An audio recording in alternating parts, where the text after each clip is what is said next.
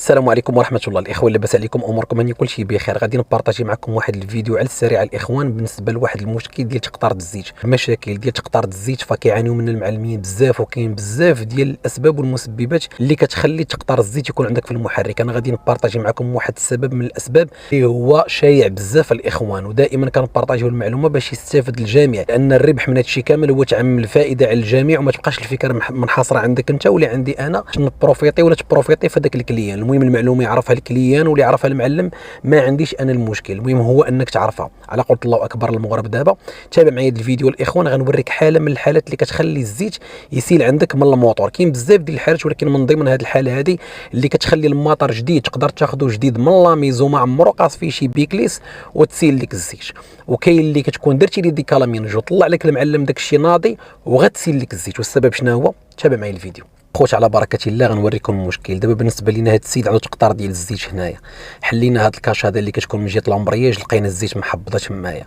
عيا السيد ما يبدل في هاد لاريدويل اللي كاين اللي كتشاهدوا معايا اللي كاينه في الوسط ديال هاد الموتور، ولكن المشكل فين كاين انا نوري لكم الاخوان وغتزوميو معايا.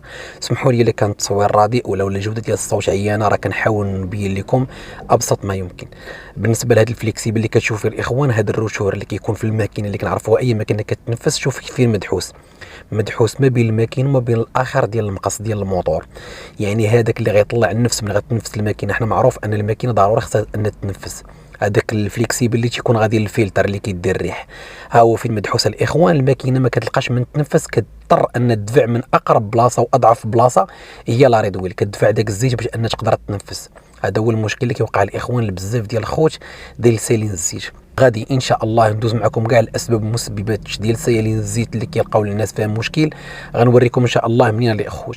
انا كنحاول نزومي لكم بالنسبه للخوت اللي ما شافوش مزيان وشي حاجه، غنحاول نقرب لكم القدر المستطاع. كنصور لكم بالكاميرا، وكنتمنى اني دائما نحسن لكم من جوده الصوت والصوره. الفليكسيبل اللي كتشوف راه هو كحل، هذاك التيول كحل. انا غادي نزومي عليه هذاك اللي كيبان لك راه مشرط، راه مقروص ما بين الماكينه وما بين المقص. شي خطرات كيجي من البلد المصنع، كيجي من تمايا، وشي خطرات كيكون واقع هذا المشكل كيوقع هنايا عند شي معلم، ولكن كيقدر يوقع بواحد الشكل اللي هو عفوي، ما تيكونش مقصود ولا شي حاجه الخوت. لهذا انتبهوا ليه. اول ما المعلم يجي راه واخا تبدل لاريدويل، غير رجع السيد يقول لك اخويا تقطر الزيت راه باقي عندي. حاولوا تردوا البال الخوت مع هذا الفليكسيبل هذا، راه المشكل تيكون فيه هو. انا كنحاول نزومي لكم عليه. هو هذا تيكون واحد الفالف خارج من الكارطيره اللي كتنفس منه الماكينه، هذاك التيول اللي تيكون طالع منه الخوت هذاك تيكون مقروص، تيكون مدحوس ما بين الكارطيره وما بين الاخر د المقص، هو اللي كيخليه ما يدوش داك النفس بالشكل الكافي. لذلك كضطر الماكينه ان من داك الضغط ديال الكسيراتور والدوران ديال الفلبروكان والامبرياج وداك الشيء، داك الهواء اللي كتاخذه باش تخرج وتنفس الماكينه حتى هي كتنفس ضروري، هذاك الفالف ما كتلقاش ما يتنفس، فكيضطر يدفع الزيت من الكارطيره الاخوان، كيضطر يدفعها من جهه لاريدويل، وبالتالي كيخرج معاه الزيت. كتقول انت من جاني هذا المشكل هو هذا الاخوان. كنتمنى انكم تبارطاجيو هذه المعلومه الخوت، اي حاجه ما غاديش نبخل عليكم بها، وراه الربح كاين في البارطاج ديال المعلومه، خاص كلشي تعم عليه الفائده الاخوان. ها انتم كيف كتشوفوا معايا داك لاردويل الكحله كيتسيل الزيت من تمايا.